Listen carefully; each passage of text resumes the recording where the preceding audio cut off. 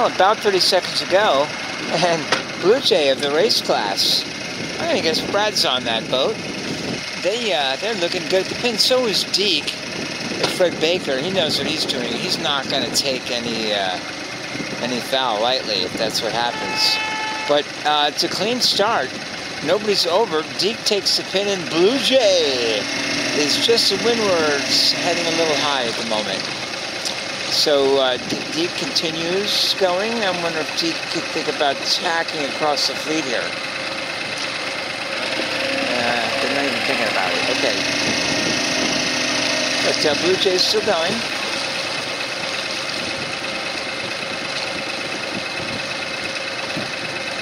Actually, that's Matt, not Brad on that boat.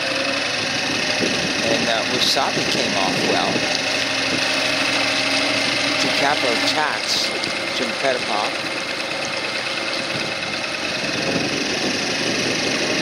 New team looking pretty good. Can lift it a little bit, not for long. And also, Pete Fox just got a little knock in 24. That's Frank at 19. And Frank always seems to have a knack for crossing the early middle and a nice lift. Oh wait, that's not Frank. That's Jonathan Austin. You're doing well today. Frank is on court in the header. Going behind Bob Perry. Right, so we're going to keep our eyes on the boat in last, or close to last, number 17 down there. They've won 2 races so far.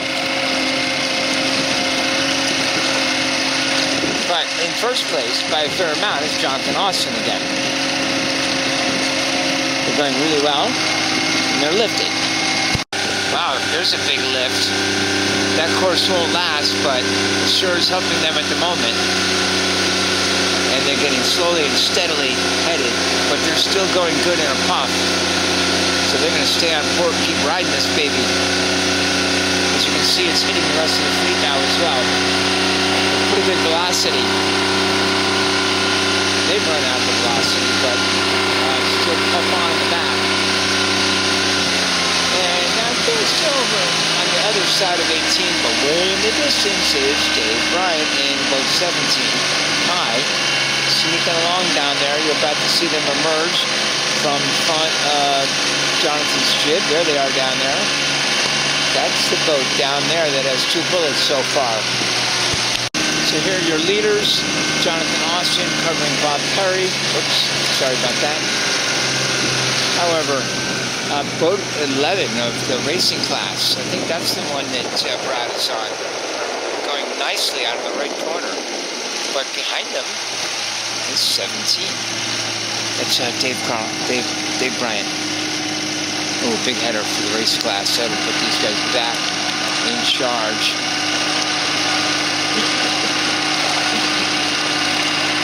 And these boats will, if they get it, they'll be in good shape as well. So new leader here, it's the racing class in 11. And their tacks have looked effortless because they tack during the shift, which means they only have to turn a little bit.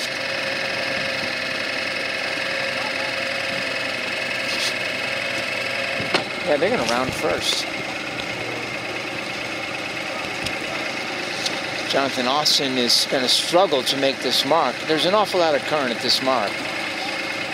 I don't see them making this unless they tack with the spinnaker pole up. We shall see. They're tacking with the spinnaker pole up. They're coasting. There's no threats on starboard, and I think they're going to make it, but you know what? They're not going to make the next mark.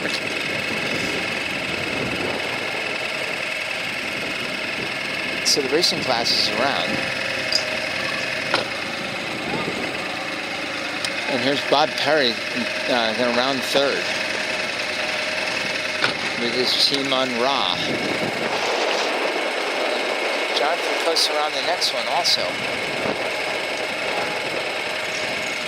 And here's a puff on for Bob Perry. This should allow them to round up and around this thing without hitting it.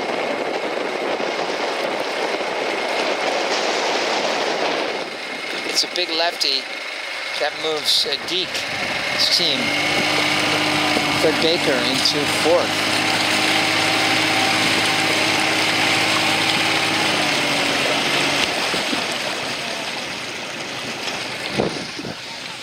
Okay. Fifth is Santuza. Wasabi in sixth. And Ika ends up seventh at this mark. Because this last minute lefty, teams aren't going to have trouble making the offset mark in the lefty. They should be able to, but there's a boat that does not make the windward mark. I think that's Frank, actually. Pretty sure he tagged that thing. There's Keith Fox. He's struggling to make the offset mark with DiCapo.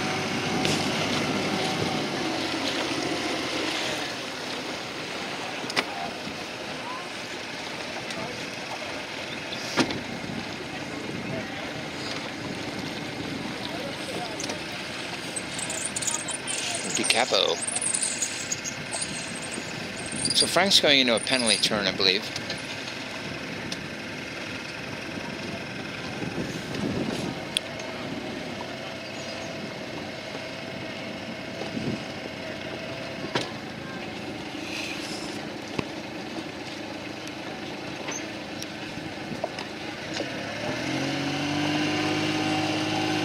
Well, there's big shifts down the leg.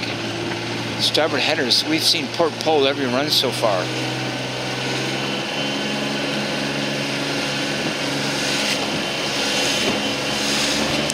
It's tightened up down here. Looks like Bob Perry's been around the 2S mark in first.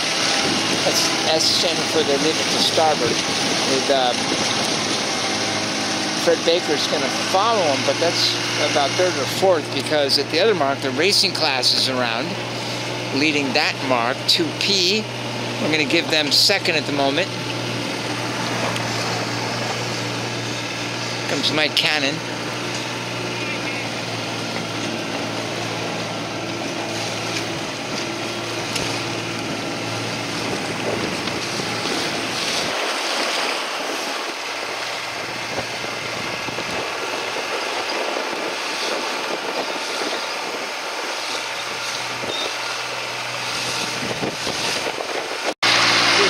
Second beat of this third race, and Jonathan Austin's taking the lead here. It's been all left the whole time. Way out there is number 11, who rounded the left gate mark and went that way. And coming back on a horrible header is Fred Baker. They're going to have trouble hanging on to second with that shift. They might lose Sal Rosen on this deal. But Jonathan Austin's going to have a big lead here. All right, let's watch the kids get the chute up.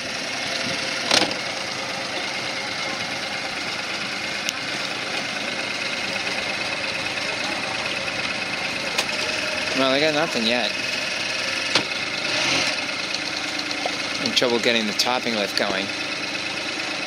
Now the halyard's finally going, but they've already borne off.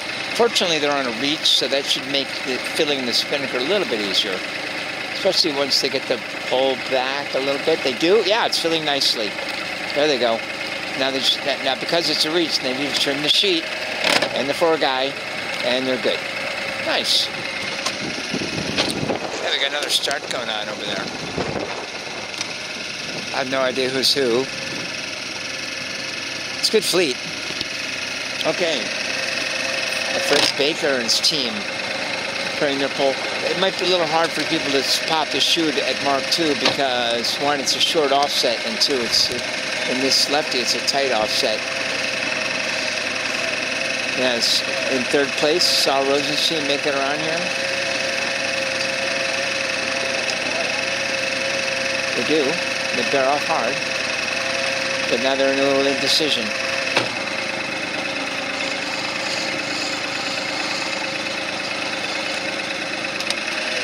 Well, it looks like Bryant Magic has finally come to an end. We don't see him, and this is our fourth place boat, Bob Perry rounding.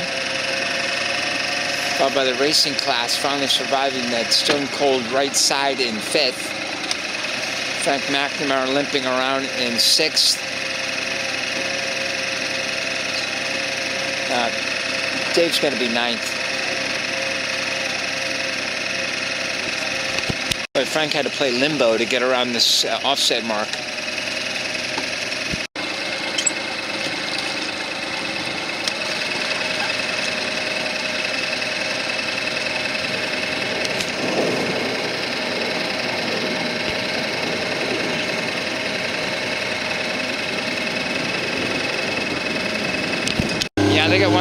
up to 8th.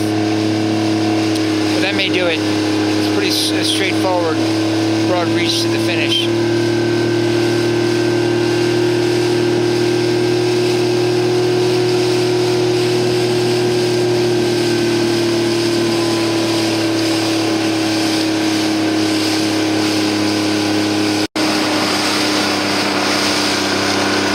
Third, having a messy jibe to hold on to third.